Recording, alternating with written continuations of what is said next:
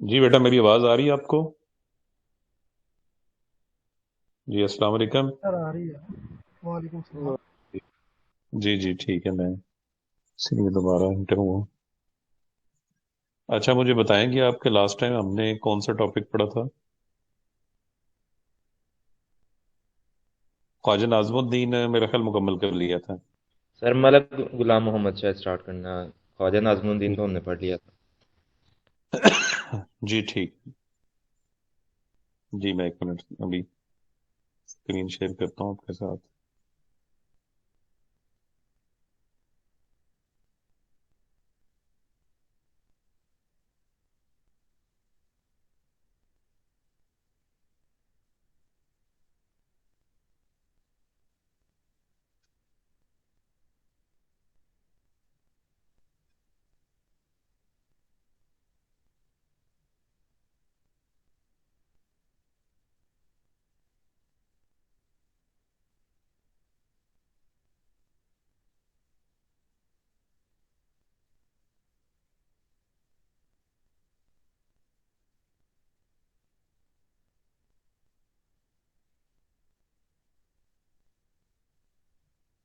جی چلیے آغاز کرتے ہیں۔ بسم اللہ الرحمن الرحیم۔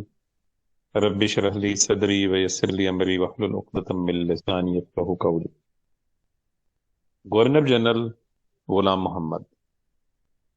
اچھا میں ان کی شخصیت پڑھانے سے پہلے تھوڑا سا آپ کو ایک چیز کی وضاحت کر دوں۔ آپ نے اب تک پڑھا ہوگا، ظاہر ہے میں بھی اس بات کا تذکرہ کرتا رہا ہوں، باقی دیگر بھی آپ کے جو قانون کے اساتذہ ہیں وہ بھی اس بات کا تذکرہ کرتے ہیں کہ پاکستان میں آہ، دو ادوار ہیں، ایک فوجی دور ہے، ایک سیولین کا دور ہے۔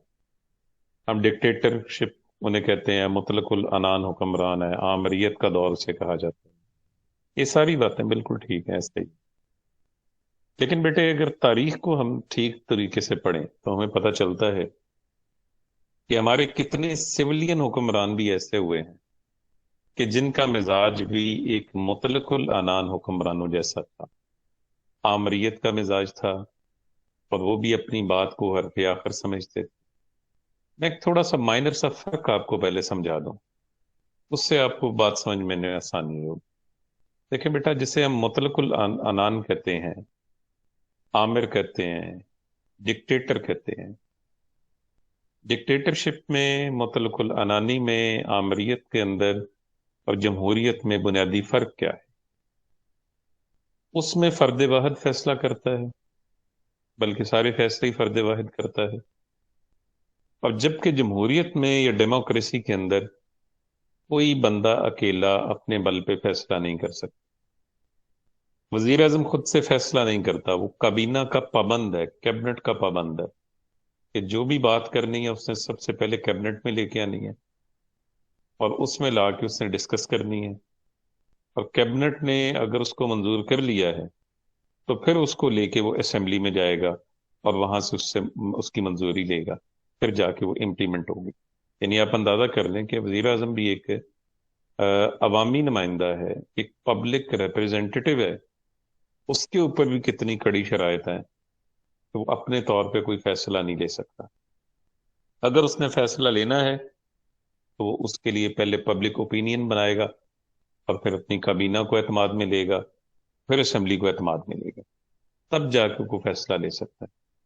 لیکن ہماری تاریخ یہ بتاتی ہے کہ ہمارے جو بہت سارے وزراء اعظم بھی ایسے آئے ہیں جنہوں نے پورے طریقے سے اپنے عہدے کو انہوں نے ایکسپلائٹ کیا، اور کئی ایسے قومی معاملات جس کے اندر انہوں نے اسمبلی کو بائی پاس کیا، کابینہ کو بائی پاس کیا، اور اپنی مرضی سے انہوں نے فیصلے لیے۔ اس کا جو نقطہ آغاز ہے وہ آپ یوں سمجھ لیں کہ وہ پہلے دن سے ہی شروع ہو چکا تھا۔ نوابزادہ لیاقت علی خان، چلے ان کو یہ کریڈٹ دیا جا سکتا ہے کہ وہ اپنے معاملات کو اسمبلی کے سامنے رکھتے تھے، ڈسکس کرتے تھے، لیکن ایسے چند ایک معاملات ان کے بھی ہیں کہ جس کے اندر انہوں نے اسمبلی کو بائی پاس کیا۔ غلام محمد کی ہم بات کریں گے۔ پاکستان کے پہلے گورنر جنرل تھے قائد اعظم، دوسرے بنے خواجہ ناظم الدین، اور تیسرے بنے ہیں غلام محمد۔ جب 16 اکتوبر 1951 کو نوابزادہ لیاقت علی خان کو کمپنی باغ راولپنڈی میں، یا جسے ابھی لیاقت باغ کہا جاتا ہے، شہید کر دیا گیا، ان کے بعد وزیر اعظم کا عہدہ خالی ہو گیا۔ اب خواجہ ناظم الدین کو کہا گیا کہ آپ وزیر اعظم کا عہدہ سنبھالیں۔ جیسا کہ پچھلے لیکچر میں نے آپ سے بات کی نا، کہ خواجہ ناظم الدین ایک وہ ایسی شخصیت تھے کہ وہ ایکسیپٹیبل تھے دونوں ونگز کے لیے، ایسٹ پاکستان کے لیے بھی اور ویسٹ پاکستان کے لیے بھی۔ اب گورنر جنرل کا عہدہ جو ہے وہ خالی ہو رہا تھا۔ گورنر جنرل آپ یوں ہی سمجھ لیں کہ جیسے اس زمانے کا صدر ہوتا تھا۔ 56 کے آئین میں یہ پھر عہدہ ختم کر کے اس کی جگہ صدر کا عہدہ لے آیا گیا۔ تو گورنر جنرل غلام محمد کو تعینات کر دیا گیا، جن کا سیاست کا کوئی خاص تجربہ نہیں تھا، ایک بیوروکریٹ تھے، مختلف عہدوں پہ رہے۔ اور بیوروکریسی کا مزاج جو ہے آپ کو پتا ہے، یہ بھی ایک قسم کا آمرانہ مزاج ہوتا ہے۔ عہدہ اور اپنے اختیارات کا استعمال، یہ ساری چیزیں ان کے اندر ہوتی ہیں۔ بہرحال غلام محمد تیسرے گورنر جنرل بنے جی پاکستان کے۔ ان کی لائف کے حوالے سے سب سے پہلے آپ کو بتاتے ہیں، آپ 29 اگست 1895 کو لاہور میں پیدا ہوئے۔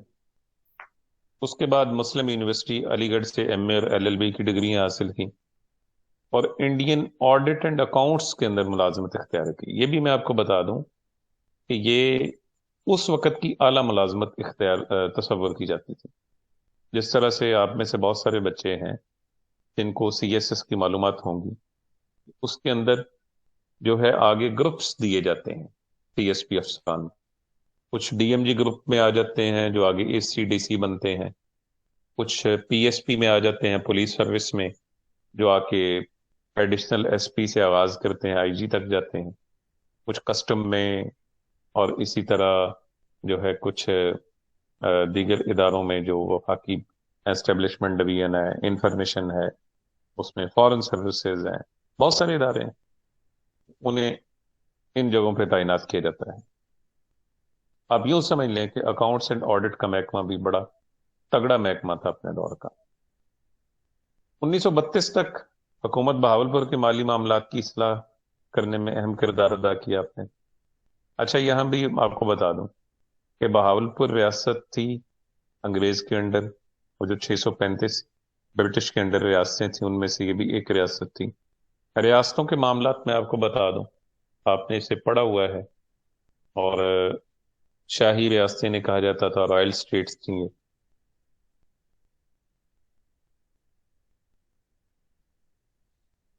اور ان کے تمام تر جتنے مالی معاملات تھے وہ سب کے سب برٹش گورنمنٹ کے پاس ہوتے تھے۔ یہ سب برٹش کے ملازمین گورنمنٹ کے یہی آ کے ان کی بجٹ سیٹنگ کرتے، مالیات اکٹھی کرتے، مرکزی حکومت کو پیسہ جمع کرواتے۔ یہ تمام تر جتنی چیزیں تھیں یہ برٹش کے پاس تھی اس زمانے کے اندر، اور وہی ان چیزوں کو دیکھتے تھے اور وہی ان معاملات کو لے کر آگے چلتے تھے۔ یہ بات ایک طے شدہ تھی، ٹھیک ہے، پہلی بات یہ ہو۔ دوسری بات اس حوالے سے کہ برٹش کا جتنا بھی نظام تھا یہاں پر، ایک پٹواری، تحصیلدار، اسسٹنٹ کمشنر، کلیکٹر یا ڈپٹی کلیکٹر، یا مالیات کا سارا نظام، یہ ڈائریکٹلی مانیٹر کیا جاتا تھا، اور اس کی رپورٹ جو ہے وہ گورنر جنرل تک جاتی تھی۔ اور اس لحاظ سے یہ جتنے بھی لوگ وزارت خزانہ سے یا فائنینشیل انسٹیٹیوشنز کے ساتھ وابستہ ہوتے تھے، یہ بھی اپنے آپ کو اچھا خاصا پاورفل سمجھتے تھے۔ تو کہتے ہیں 1934 میں پھر آپ post and telegraph department میں ڈپٹی اکاؤنٹنٹ جنرل بنے۔ دوسری جنگ عظیم کے دوران حکومت ہند نے آپ کو سپلائی کے محکمے میں ایڈیشنل سیکرٹری تعینات کر دیا، اور 42 سے 45 تک پھر آپ نظام آف حیدرآباد دکن کے وزیر مالیات بھی رہے۔ تقسیم کے بعد تقسیم سے کچھ عرصہ قبل ٹاٹا کمپنی میں بھی آپ مشیر اقتصادیات رہے۔ بہت بڑی کمپنی ہے ٹاٹا کمپنی، غالباً 1818 میں بنی ہے ہندوستان میں۔ اس وقت بھی وہ ہندوستان کی لیڈنگ کمپنی ہے سمجھ لیں۔ آئرن اینڈ سٹیل سے انہوں نے اپنے کام کا آغاز کیا تھا، جو ان کا ابتدائی بیس جو تھی وہ آئرن اینڈ سٹیل تھا، اور آپ دیکھ لیں لوہے اور فولاد کے کام سے چلتے چلتے آج وہ ہندوستان کا بہت بڑا گروپ ہے، بلکہ برے صغیر کا بہت بڑا گروپ ہے، اور دنیا کے بھی بڑے گروپس کے اندر اس کا شمار ہوتا ہے۔ اچھا جی، کہتے ہیں کہ اس وقت جب وہ وہاں کام کر رہے تھے اور ان کی ماہانہ تنخواہ جو تھی وہ 20,000 روپے تھی، یعنی آپ اندازہ کیجئے کہ جب اس وقت جو بیوروکریٹ تھا ہمارا یہاں کا گورنمنٹ کا یا گزٹڈ آفیسر جو تھا وہ 700-800 ہزار روپے تک تنخواہ لیتا تھا، یا جو اعلیٰ بیوروکریٹ ہیں وہ 1500 روپے تک تنخواہ لیتے تھے، اس وقت 20,000 روپے یہ تنخواہ وصول کرتے تھے۔ قیام پاکستان کے بعد ان کو مرکزی وزیر خزانہ تعینات کر دیا گیا، اور اس حیثیت سے انہوں نے اسٹیٹ بینک، زرعی مالیاتی کارپوریشن، صنعتی ترقیاتی کارپوریشن، یہ سب کارپوریشنوں کے قیام میں اہم کردار ادا کیا۔ نوابزادہ لیاقت علی خان کے انتقال کے بعد خواجہ ناظم الدین کی جگہ گورنر جنرل مقرر ہوئے، اور اپنے اختیارات کو استعمال کرتے ہوئے انہوں نے 1954 کی اسمبلی بھی توڑی، اور جن کی وجہ سے نظریہ ضرورت آیا اور جو آج تک چل رہا ہے۔ 29 اگست 1956 کو ان کا انتقال ہوا۔ یہ ان کی مختصراً جو ایک لائف ہسٹری ہے، بلکہ اگر آپ میں سے کسی نے شہاب نامہ پڑھا ہوگا تو اس میں غلام محمد کے جو آخری ادوار کے متعلق خاصا ڈیٹیل میں قدرت اللہ شہاب نے بھی اس حوالے سے لکھا۔ اچھا جی، ان کے دور کے جو اہم واقعات ہوئے ہیں ان میں ایک تحریک ختم نبوت بڑا اہم واقعہ ہے۔ تحریک ختم نبوت کا اس حوالے سے اگر ہم اس کو اس اعتبار سے دیکھیں قادیانیت جو ہے ان کو اس طرح سے بیان کیا جا سکتا ہے کہ مرزا غلام احمد قادیانی جو کہ سربراہ ہے قادیانی جماعت کا، اس کے مختلف ادوار ہیں، کہتے ہیں اس کو 4 ادوار میں تقسیم کیا جا سکتا ہے۔ پہلا دور ہے 1858 سے 1879 تک کا، جس میں وہ ایک مبلغ ہے، ایک عالم کے طور پہ سامنے آتا ہے، عیسائی مشنریوں، ہندو پنڈتوں اور آریہ سماج والوں کے ساتھ وہ مذہبی بحث مباحثے مناظرے کرتا ہے۔ دوسرا دور ہے اس کا 79 سے لے کے 1888 تک، اور اس کے اندر وہ دعویٰ کرتا ہے کہ وہ تجدید دین کے لیے بھیجا گیا ہے، تجدید دین کے لیے، یعنی دین کو تازہ کرنے کے لیے اسے بھیجا گیا۔ تیسرے دور میں 1888 سے 1901 تک اس نے کہا، دعویٰ کیا کہ وہ مسیح موعود ہے یا ذلی نبی ہے، ٹھیک ہے۔ اور چوتھا دور جو ہے 1901 سے 1908 تک کا، اس کے اندر اس نے باقاعدہ نبوت کا دعویٰ کر دیا۔ یہ ساری چیزیں کتابوں میں موجود ہیں، اس میں کوئی شک نہیں ہے، ڈاکومنٹڈ پروف موجود ہیں، ان کی اپنی کتابوں کے اندر یہ سارا موجود ہے۔ اب یہ سارے جتنے بھی تضادات ہیں ان کے دعوے جو ہیں وہ اس وقت، اور مجھے شاید پچھلے سیشن میں کسی نے آپ نے سے سوال کیا تھا علامہ اقبال کے حوالے سے، تو ڈاکٹر اسرار صاحب نے بھی اس کا ڈیٹیل جواب دیا ہے، کیونکہ مسلمانوں میں اس وقت سب سے زیادہ جو خطرناک ہیں، جو سب سے بڑا فتنہ جسے تصور کیا جاتا ہے وہ فتنہ قادیانیت ہے۔ اس کی وجہ یہ ہے، دیکھیں بیٹا، باقی جو نان مسلمز ہیں ان کا تو ہمیں پتہ ہے نا جی کہ ان کی کتابوں کا، ان کے معاملات کا، اور ان کی عبادات کا، ان کا مذہب، ہر چیز الگ ہے، ٹھیک ہے، ان کے اپنے معاملات ہیں، لیکن یہ ساتھ میں مسلمان ہونے کا دعویٰ کرتے ہیں، ساتھ میں ختم نبوت کو نہیں مانتے، اور ختم نبوت کا جو موضوع ہے یہ بڑا اہم ہے، کیونکہ اللہ تعالیٰ نے قرآن مجید میں ارشاد فرمایا کہ ہم نے دین مکمل کر دیا۔ وہ جو آیت ہے تکمیل دین کی، الیوم اکملت لکم دینکم واتممت علیکم نعمتی ورضیت لکم الاسلام دین، ایک بات۔ دوسرا، وہ جو آیت ہے ختم نبوت کی، ما کان محمد ابا احد من رجالکم ولکن رسول اللہ وخاتم النبیین۔ اب یہ دونوں حوالے موجود ہیں۔ اب قیامت تک کسی نبی اور رسول کی گنجائش نہیں ہے، دین بھی مکمل ہو گیا ہوا ہے، اکمل کامل ہو گیا، اکملت لکم دینکم کا لفظ استعمال ہوا ہے نا، کہ آپ کا دین آپ کے لیے مکمل کر دیا گیا، ساتھ میں خاتم النبیین کا لفظ استعمال ہوا ہے کہ نبوت بھی مکمل ہو گئی۔ اب دین بھی مکمل ہے، نبوت بھی مکمل ہے، اب کسی تیسری چیز کی گنجائش نہیں ہے۔ اب اس وقت ان حالات میں، جبکہ بڑا اہم موضوع ہے اس اعتبار سے، ساری کی ساری دین اسلام کی عمارت جو ہے وہ ختم نبوت کے اوپر کھڑی ہے، اور ایسی باتیں، ایسی چیزیں جو ہے مسلمانوں کے اندر لے کے آنا، ایسا فتنہ لے کے آنا۔ اب اس کی وجہ پتہ کیا تھی؟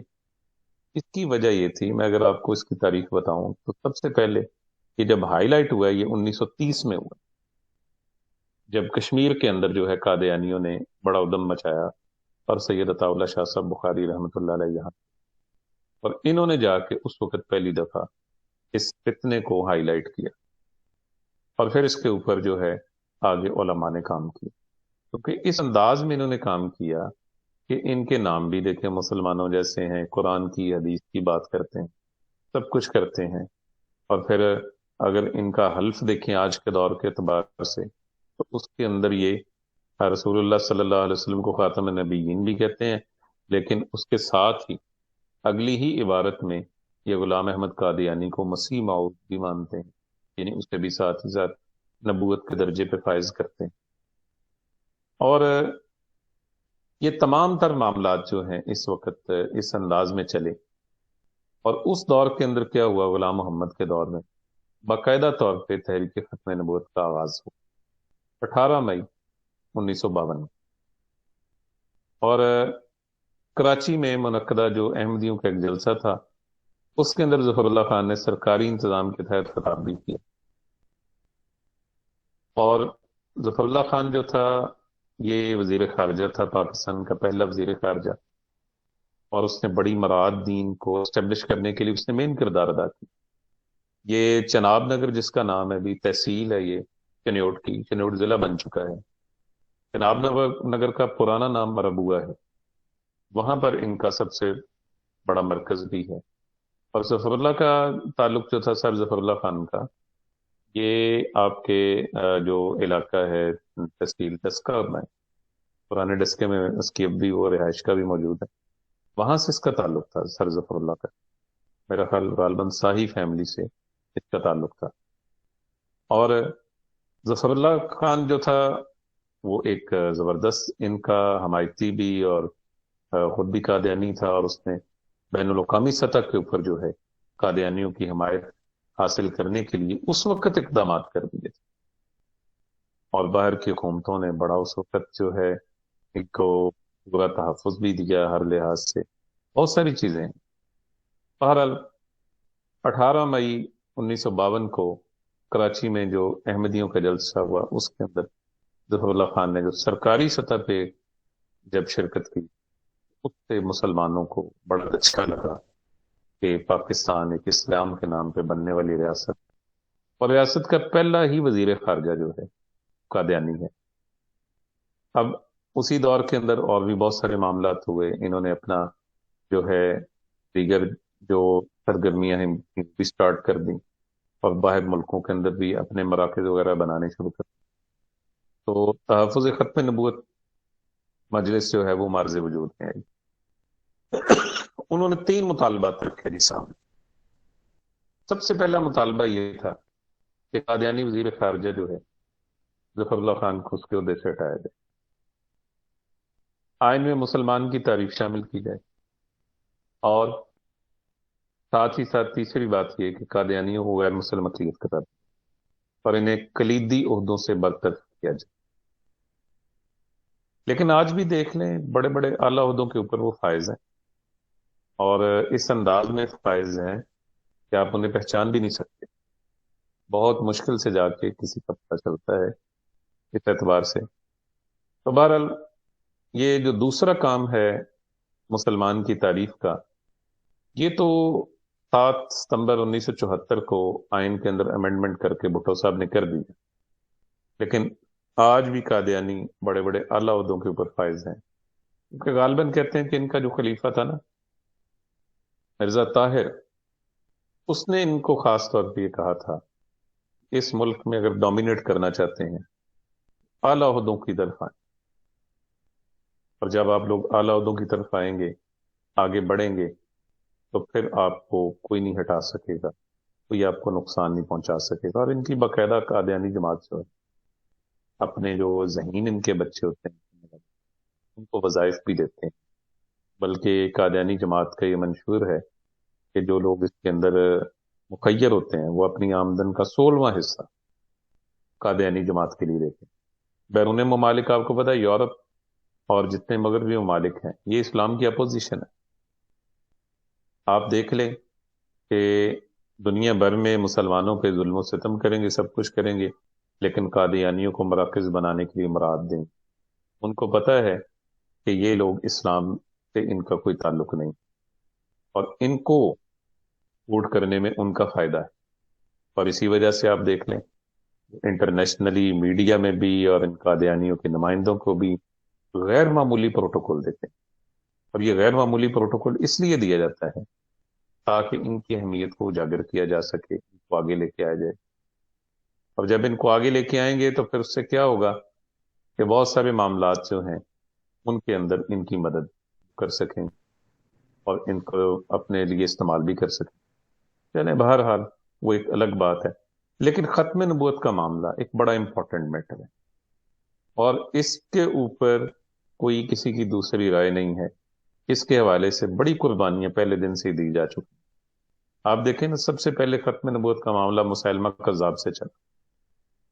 وہ جو آپ نے اسلامک سٹڈیز میں بھی پڑھا ہوا ہے کہ کتنے 700 کے قریب تو حفاظ صحابہ اس میں شہید ہوئے. یعنی جتنی جنگیں ہوئی نا مسلمانوں کی تمام جنگوں کے اندر جو شہداء کی تعداد ہے نا وہ اتنی نہیں ہے. تقریباً کہتے ہیں 250 یا 300 صحابہ جو ہیں شہید ہوئے، لیکن ختم نبوت کے لیے ہزاروں نے اپنی جانوں کا نذرانہ پیش کیا.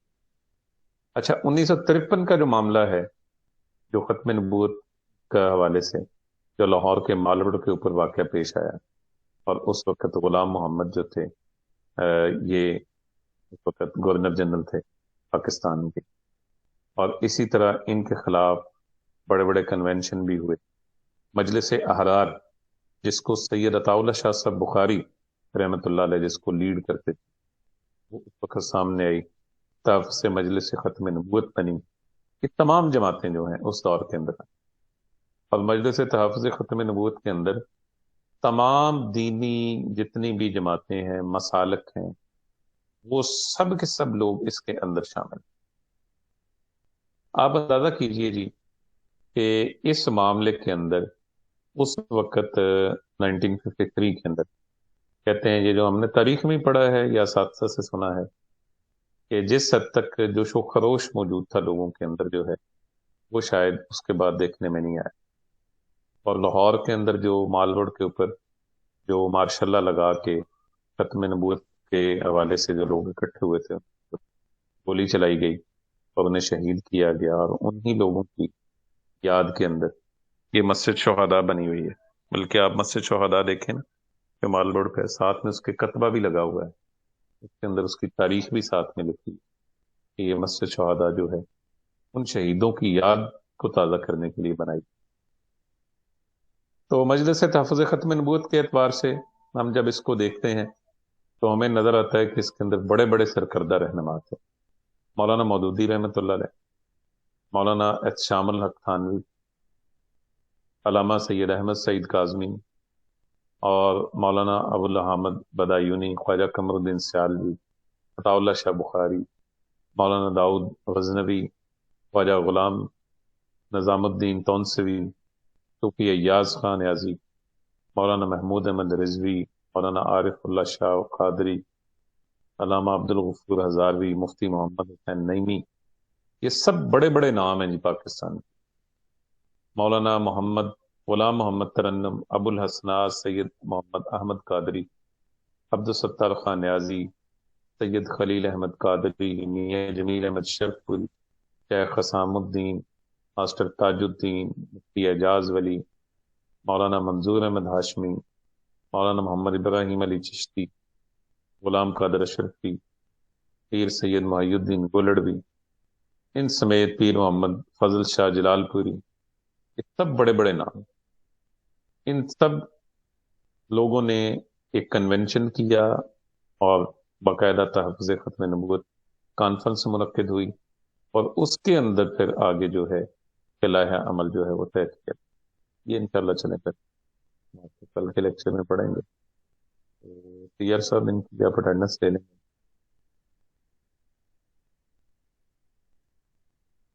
جی سر ٹھیک ہے. جی ٹھیک. جزاک اللہ.